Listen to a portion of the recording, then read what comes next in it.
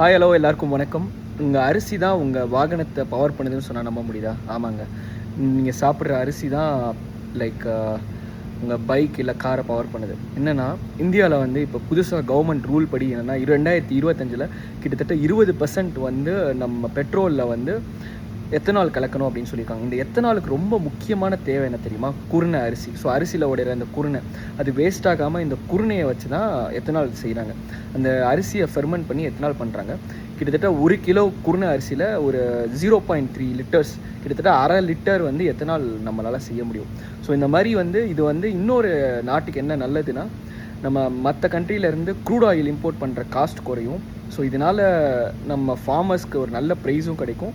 இந்த எர்த்தையும் நம்மளால் முடிஞ்ச அளவு ப்ரொடெக்ட் பண்ண முடியும் அரிசியை வச்சு.